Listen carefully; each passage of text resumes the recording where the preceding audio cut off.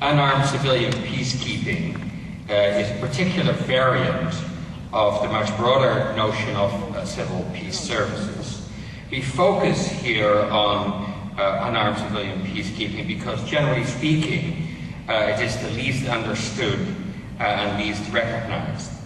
So in the next 15 or 20 minutes I will summarize the what and the how of unarmed civilian peacekeeping, why it works, then I will talk about why it has hitherto remained small scale and actually underused, and then I will conclude with why it should now be significantly scaled up, not least for the contribution that it could make to help operationalize the newly evolving global norm known as the responsibility to protect.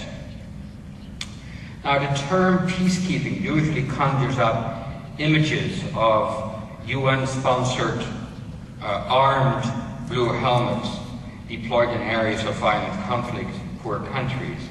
But I'm talking now about unarmed civilian peacekeepers whose function it is to provide proactive presence, which is a form of direct human protection close to where threatened, vulnerable civilians live. Proactive presence uses methods that have proven to be effective, such as protective accompaniment of individuals or groups who are under threat, or creating neutral safe spaces to allow representatives of local conflict parties to work things out, or monitoring local ceasefires and human rights violations, or even interpositioning between conflict parties. This work can be done at any stage of the conflict cycle. Unarmed civilian peacekeepers actually represent a very low-cost, subtle force for peace. They are steeped in the best tradition of theory and practice of non-violent conflict transformation. That makes unarmed civilian peacekeeping an important addition to the peace builder's toolbox. But whether the international community will avail itself of this new tool remains to be seen. Please note that it's not only people in military uniform who are taking risks for peace. Many civilians and organizations all over the world are convinced that they too can meaningfully contribute to peacekeeping. What distinguishes their work from normal armed peacekeeping is that they are always unarmed, operating as an impartial, international third-party presence with local peace groups or NGOs, and always with the consent of all conflict parties. This is a role that in fact cannot be played by the military or police. This approach was pioneered and refined over the past 5 decades by many civil society peace organizations, but almost always on a very small scale. Now, why would such an unarmed team be able to deter violence and human rights violations? As Liam Mahoney points out, in situations of violent conflict, all parties, he says, have multiple sensitivities, they have multiple vulnerabilities and points of leverage. An international presence tacitly activates those sensitivities. A conflict party naturally wants to look better than its opponents. Moreover, abusers and potential abusers have good reasons to pay attention to others, especially outsiders. First, because their personal and political reputation is at stake. Second, because they may fear international prosecution and want to avoid blame. Third, because they want to keep their options open for possible future careers.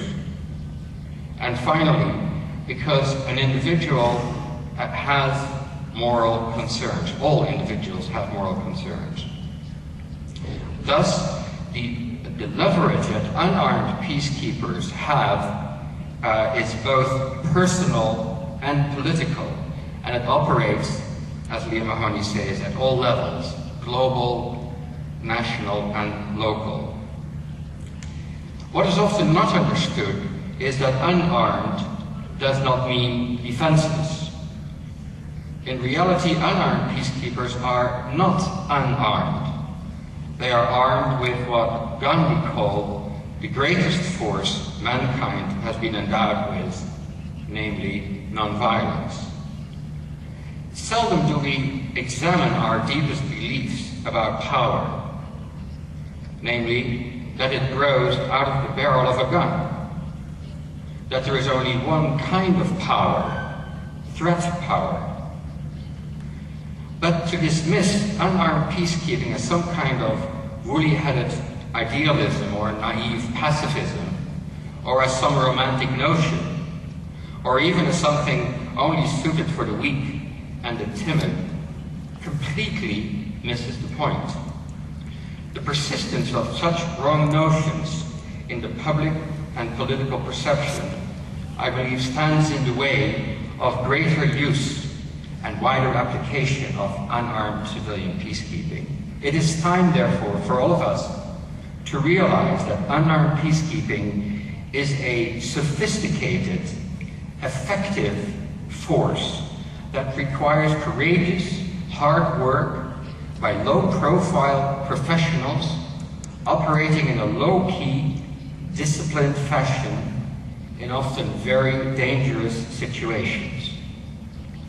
Unarmed peacekeeping is a form of soft power, benign and humble, but hard-nosed, working in solidarity with threatened civilians. It is based on intelligent human relationships that impartial peacekeepers build and maintain with all conflict parties. There is nothing glamorous about this work, but that doesn't make it any less valuable. Moreover, it is done at a cost that is a fraction of the armed military variety of peacekeeping.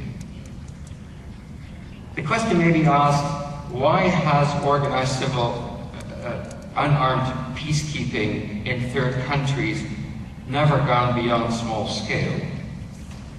The answer is that these NGOs that engineered, that pioneered these efforts, never really tried, nor did they have access to sources of significant influence or funding. Also, there was no felt need. And with so many misperceptions about unarmed civilian peacekeeping, the world simply was not ready for it. But all that may be changing now. Before I go on, let me share with you a sobering reflection on war and peace. We all know that violence and war have been with us throughout history and even before history started. But exactly how much it had been the norm, I had not realized until I recently came across the following astounding statistic from the book by Anthony Stevens, The Roots of War. He says, and I quote, between 1500, before the Common Era, before Christ, before the Common Era, before 1500 BCE and 1860 CE, there were in the known world an average of 13 years of war to every year of peace. 13 years of war for every year of peace. Thereafter, that situation worsened to 1 year of peace for every 20 years of war. In that period of 360 years, he says, more than 8,000 peace treaties were concluded. Each one of them, meant to remain in force forever. But on average, they only lasted for 2 years.